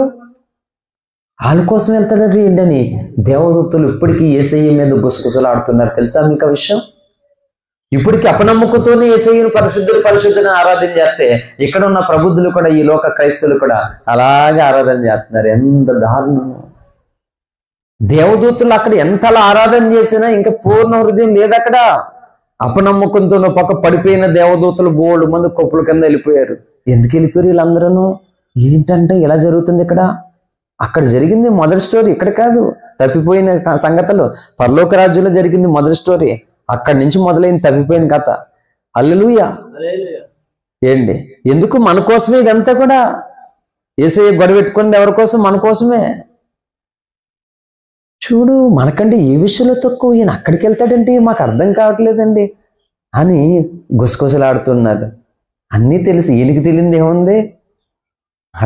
మాట్లాడుకొని చూస్తారు కదలా అని ఆయన అలా మౌనం తెలిసి ఆయన చేయవలసిన కార్యం వచ్చాడు. ఇంకా అలాగే చూస్తున్నారు. వీళ్ళేమో మట్టి మనుషులు ఏంటి, వీళ్ళు ఎప్పుడు భక్తి చేస్తారో, ఎప్పుడు ఎగిరిపోతారో, ఎప్పుడు ఎలాగుంటారో తెలియదు. ఈ సంగతి మనకు తెలియదు అని వాళ్ళు అనుకుంటున్నారు దేవతలు. ఆ సంగతి వీళ్ళకి ఎందుకు తెలియదు అనుకుంటున్నారు యేసయ్యని. యేసయ్య మాత్రం నమ్మేశాడంతే. హల్లెలూయా. యోబుని నమ్మాడా లేదా యేసయ్య? ఏం చేశాడు యోబు? సాతానికి దవడ పళ్ళు ఓడగొట్టాడు మాట. అల్లు సిగ్గేసాను సాతానికి. మోషేని నమ్మాడు దేవుడు, దేవునికి ఘనత వచ్చింది. ఏంటి, యోబుని నమ్మాడు, అబ్రాహాము నమ్మాడు, దావీదు నమ్మాడు, దానియేలు నమ్మాడు. ఈరోజు మనల్ని కూడా నమ్ముతున్నాడు యేసయ్య. ఏంటి, మనల్ని నమ్ముతున్నాడు. మరి మనం ఏం చేస్తున్నాం ఈరోజు? యేసయ్య ఏమో అందరిని వదిలేసి మన దగ్గరకు వస్తే మనం ఏమో ఆయన కొరకు ఏంటి అందరి కొరకు ఆయన వదిలేస్తున్నాం ఈరోజు క్రైస్తవులు. చూసారు అంత ఎలాగైపోయారో? ఇది న్యాయమైన ప్రేమ? ఇది ఏంటి, మన కోసం అన్ని ప్రేమలు వదిలేసుకున్నాడు ఆయన. మనమేమో ఇక్కడ ఏం చేస్తున్నామంటే అందరి కోసం యేసయ్యను వదిలేసుకోండి, ఎవరు నచ్చినట్లుగా వాళ్ళు తిరిగేస్తే వెళ్ళిపోతూ ఉన్నారు మాట. హల్లెలూయా. యేసయ్య ఏమో నేను వాళ్ళని చూసుకొస్తాను చూడు, మీరే చూస్తారు కదా, ఇక్కడ నిలబెడతాను నా పిల్లల్ని, మీరే చూస్తారు కదా. ఎందుకంటే అవునా, నరకానికి వెళ్ళిన ధనవంతునికి వచ్చి ఏమనుకుంటారు? ఏంటి, యేసయ్య పిల్లాడు కదా, రక్తం చిందించాడు, మరి ఈయన ఎందుకు వెళ్ళాడు అక్కడికి అనుకోరు వాళ్ళు. ఐఏఎస్ అవ్వాలనుకున్నటువంటి బిడ్డ ఒక ప్యూన్గా కనబడితే తండ్రికి ఎంత అవమానం అది, ఎంత కష్టం అది. ఈరా నిన్ను ఇలా చేయమన్నాను కదా, నువ్వు ఇందులోకి ఎప్పుడు వెళ్ళావురా, ఇది ఏంటి అసలు ఇది అని వేదన పడతాడు, దుఃఖపడతాడు. నిన్ను పరలోక రాజ్యంలో నా సింహాసనం మీద నాతో పాటు యుగాలు కూర్చొని పెట్టాలని నేను నీ కొరకు దిగొచ్చి రక్తం చెందించి ప్రాణం పెడితే నువ్వేంటి అసలు, నువ్వేంటి ఇలా తయారవ్వవు అని యేసయ్య అన్నడా? రేపొద్దుట ఆయన పిల్లలం కదా మనం, అన్నడా? అందుకని చెప్తున్నాను, దేవుడు మన పట్ల ఏదనుకున్నాడో అది జరగాలి మన జీవితంలో. ఎందుకు జరగట్లేదు అదంటే ఒకటి కారణం ఏం తెలుసా? మన సొంత ఇష్టం, మన సొంత ఆలోచన. ఈ ఆలోచన ఇష్టం ఏం చేస్తుందంటే యేసయ్య అనుకున్నది జరగనివ్వట్లా. అందుకే పౌలు ఏమన్నాడు అంటున్నావు? 3:7 ఫిలిప్పీ పత్రిక ప్రకారం ఏవేవి తనకు లాభకరములై ఉన్నావో. ఈరోజు క్రైస్తవులు ప్రతిదీ అడ్వాంటేజ్గా తీసుకుంటున్నారు. ఏంటి, లాభకరముగా ఉన్నప్పటికీ, అవకాశం ఉన్నప్పటికీ కూడా మనం చూసుకోవాలి, కొన్ని నియమ నిబంధనలు చూసుకోవాలి. కొన్ని నిబంధనలు చూసుకుని బాబు అవును మనం ఈ అంటే ఫర్ ఎగ్జాంపుల్ ఏదో చెప్తున్నాను జస్ట్ అంతే. ఏవేవి లాభకరములైనవో కొన్నిసార్లు ఇది చేయొచ్చు, అది చేయొచ్చు, ఇది చేయొచ్చు అని అడుగుతుంటారు చాలా మంది. చేయొచ్చు పర్లేదు అనుకున్నా. అంటే అవన్నీ కూడా ఒక లిమిట్స్తో, ఒక నిబంధనతో, ఒక పద్ధతితో, ఒక క్రమంతో ఉంటే ప్రతిదేనే. ఎందుకంటే దానివల్ల నా దేవునికి అవమానం కలగకూడదు, సంఘ నియమానికి అవమానం కలగకూడదు, దైవజనుడికి అవమానం కలగకూడదు, ఇంకొక అనేజనులు ఏలెత్తి చూపించకూడదు. అలాంటి సమయం ఎదురవుతున్నప్పుడు తిమోతి గారు ఏం చేసుకోవాలంటే సర్వసాధారణంగా మానేసుకోవడం మంచిది. హల్లెలూయా, మానేసుకోవడం మంచిది. అందుకే అంతస్తులోకి రావాలి క్రైస్తవు. ఏవేవి లాభకరములు ఉన్నాయో అది చేస్తే ఆనేమి కాదు ఎవరికనే. కానీ అటువంటి సైతము కూడా భక్తులు వదిలేసుకున్నారట, నష్టంగా పెంటగించుకున్నారట. వద్దు, ఎందుకు అసలు. కానీ ఈరోజు సొంత లాభాల కొరకు ఎదుగుతున్నారు క్రైస్తవ సమాజం. ఘనత స్వలాభము కొరకు ఆకలాడుతున్నారు. దాని కొరకు ఏమైనా పర్లే. అప్పగించినటువంటి పనిని నిర్లక్ష్యం చేశారు, అప్పగించినటువంటి పనులు పాడు చేసుకున్నారు. ఈ సొంత ఇష్టం, సొంత ఆలోచన, ఈ ఉద్దేశాలు ఏం చేస్తుందంటే దేవుడు అనుకున్నటువంటి దాంట్లోకి వేరుగా చేస్తున్నాయి. తత్ఫలితం ఏంటంటే సౌలులు కనుమరుగైపోతున్నారు, దావీదులు బయటకు వస్తారు. హల్లెలూయా. అందుకే నువ్వు దావీదు అభిషేకాన్ని పొందాలి. నువ్వు దావీదును వెంబడించే వ్యక్తిగా నువ్వు ఉండాలి. అప్పుడు ఏం చేద్దామంటే నువ్వు బయటకు వస్తావు అన్నమాట. నీలో సౌలు ఉండడానికి వీలు లేదు. సౌలులు అసూయపరులు, సౌలులు తయారవుతున్నటువంటి దావీదుల మీద కక్ష పెట్టేటువంటి వ్యక్తులు, సౌలు ఆత్మల సంఘాల్లో పనిచేయడానికి వీలు లేదు. సౌలు స్వలాభములు క్రైస్తవుల జీవితాల్లో ఉండడానికి వీలు లేదు. అందుకే దావీదులు కావాలి. ఎందుకంటే ఏర్పాటు చేసుకున్న వాళ్ళు దావీదులే కాబట్టి. హల్లెలూయా. కాబట్టి ఈరోజు నేను బోల్ అనుకుంటున్నాం. మనం అనుకున్నవి ఏవి కూడా యేసయ్య పనికి ఉపయోగపడేవి కాదు, మనకు ఉపయోగపడేవి అంతే. హల్లెలూయా. మనం అనుకున్న ఈ పరలోక రాజ్యంలో మనకు ఘనత ఇచ్చేవి కాదు. కానీ యేసయ్య అనుకున్నది మనం చేస్తే అది పరలోకంలో మనకు గొప్ప ఘనత వస్తుంది. ఒక్కొక్క దేవతతో సలాం పడతాను దగ్గరకు వచ్చి. మనం అనుకునే ఇక్కడ మన జీవితకాలం అంతా వీళ్ళు కొరకు వీళ్ళు అనుకునేవి చేయడానికి మనం బ్రతికితే అక్కడికి వెళ్ళిన తర్వాత ఎక్కడ ఉంటాం మనం? చెప్పండి, ఎక్కడుంటాం? క్రైస్తవం మార్చుకోవాలి ఈ విషయంలోనూ. అందుకే నేను చెప్తున్నాను, క్రైస్తవం చాలా ఘోరాతి ఘోరమైనటువంటి నష్టాన్ని పొందుకోబోతుంది. ఎందుకంటే సంబంధాలు అసలు మనకి మ్యాచ్ కాదు, బట్టలు మ్యాచ్ కావాలి. కానీ బైబిల్కి మనకి మ్యాచ్ అవ్వడానికి మాత్రం ఒప్పుకోవట్లా క్రైస్తవులు. అంత దారుణమైనటువంటి పరిస్థితి. అందుకే దేవుడు ఏదైతే తలచిన్నాడో నీ పట్ల అదే జరగాలని మనం కోరుకోవాలండి. అందుకే యోగు 33:16 చదివించాను. నరులు గర్విష్ఠుడు కాకుండానట్లనంట, గోతికి పాకుండానట్ల, నాశనానికి పోకుండానట్ల దేవుడు కృప చూపెడుతున్నాడు. ఆయుష్నిచ్చి ఆరోగ్యం ఇచ్చి దేవుడు మనం బ్రతికిస్తున్నది దేనికంటే ఆయన అనుకున్నది చేయడానికి బ్రతుకుతామని. హల్లెలూయా. అందుకే పౌలు అన్నాడు, జీవించేవాడికి మీదట నేను కాదు క్రీస్తు యేసే నాలో జీవించుచున్నాడు అన్నాడు గలతీ పత్రికలను. హల్లెలూయా. కాబట్టి మనం ఎవరి కోసమో జీవించడం కాదు, క్రీస్తు యేసే నాలో జీవించాలి అండి. రాత్రి ఆ లిరిక్ రాశాను, కొత్త పాట. రాత్రి నిద్ర లేకుండా ప్రభు సన్నిధిలో గడిపే అవకాశం ఇచ్చాడు. రావంత ఆరోగ్యం లేదు, ఓపిక లేదు, నిద్రపోలేదు రాత్రి అంతా. కానీ ప్రభు నన్ను లేపి అండి మోకాళ్ళు వేయమని చెప్పి ప్రార్థన చేపించాడు. ఒక కొత్త పాట రాశాను. అందులో నాలో నీవు బ్రతకాలయ్యా, నీలో నేను జీవించాలయ్యా, నేను ఇప్పుడు బలహీనుణ్ణి, నీవిప్పుడు బలవంతుడు అయ్యా అనే పాట రాశాను రాత్రి. ఎంత ఆనందము రాత్రి దేవుని సన్నిధిలో. ఈరోజు చెప్తున్నాను, ఇంత విస్తారంగా 4 చోట్ల, ఇప్పుడు అక్కడ 2 మెసేజ్లు, అక్కడ మెసేజ్, ఇక్కడ మెసేజ్, 4 మెసేజ్. ఇది ఇంత ఎనర్జెటిక్గా ఒకవేళ శుక్రవారం నన్ను చూసి నా పరిస్థితి చూసినటువంటి వ్యక్తులు ఈరోజు లైవ్ చూస్తే వాళ్ళు షాక్ అవుతుంది. హల్లెలూయా. అంటే కూర్చొని చెప్తున్నాడు అంతే, కానీ వాయిస్ మాత్రం సేమ్. ఏ సేమ్? పప్పి సేమ్ కాదు. హల్లెలూయా. అప్పుడు ఆరోగ్యంగా ఉన్నప్పుడు ఏ వాయిసో ఇప్పుడు అదే వాయిస్. హల్లెలూయా. కాబట్టి చెప్పండి, క్రైస్తవ జీవితంలో మనం అనుకున్నది జరిగించుకోవడం వల్ల మనం క్రైస్తవులు అవుతామా? దేవుడు అనుకున్నది చేయడం వల్ల క్రైస్తవులు అవుతామా? క్రైస్తవ సమాజమా ఈ విషయంలో ఒక ఆలోచనలోనికి రావాలి. నీవు అనుకున్నది జరిగించకపోతే నువ్వు క్రైస్తవులు ఎప్పటికీ కాలేవు. దేవుడు అనుకున్నది జరిగితేనే నువ్వు క్రైస్తవురాలుగా అవుతావు. అప్పుడు దేవుడు తలచి ఎన్నుకుని ఏర్పాటు చేసుకున్న దావీదులు అవుతావు. హల్లెలూయా. కాబట్టి సౌలును ఎన్నుకున్న వారందరూ కూడా తప్పిపోయారు. ఎందుకంటే తాము అనుకున్నవి జరిగించుకున్నందువలన. హల్లెలూయా. కాబట్టి చూడండి, తాము అనుకున్నవి జరిగించుకున్నందువలన ఇస్కరియోతు, యూదా, కయ్యను, బిలాము, సౌలైతే దేవుడు కరుణించారు, అది వేరే విషయం. కానీ నరకపాత్రులైపోయారు అనేకులు. కానీ దేవుడు అనుకున్నది జరిగించడానికి పూనుకున్న వాళ్ళు మాత్రం పరమభక్తులయ్యారు, దేవుని రాజ్యమునకు వారసులవ్వారు. వాళ్ళు అనుకున్నది జరిగించుకోవడానికి బ్రతికిన వాళ్ళు భక్తిహీనులు, భ్రష్టులయ్యి పాతాళంలో వేతన పడుతూ ఉన్నారు. కాబట్టి నిజమైనటువంటి క్రైస్తవులు ఇలా తయారవుతారు, క్రీస్తు అనుకున్న దానిలో నుండి తయారవుతారు. కాబట్టి మనము సులువుగా క్రైస్తవులు అవ్వాలా? అంత ఈజీ కాదు. క్రైస్తవులు అవ్వడానికి ఎన్నో పోరాటాలు, ఎన్నో వ్యతిరేకతలు, ఎన్నో అడ్డులు, ఎన్నో ఆటంకాలు, వీటన్నిటి మధ్య తయారవున వాడే అసలైనటువంటి క్రైస్తవురాలు. కాబట్టి ఇక నుండైనా మన జీవిత ముగింపుకి దేవుడు తలపెట్టిన కార్యమే నా జీవిత లక్ష్యము. దేవుడు ఏదైతే చేయాలనుకుంటున్నాడో, నాలో ఏదైతే దేవుడు చేయడానికి తలపెట్టాడో అదే జరగడానికి నేను ఒప్పుకుంటున్నానని ప్రభుకి మనం అప్పగించుకుందాం. అటువంటి కృప దేవుడు మనందరికీ అనుగ్రహించునుగాక. ఆమేన్. Thank you. అందరికీ వందనాలు.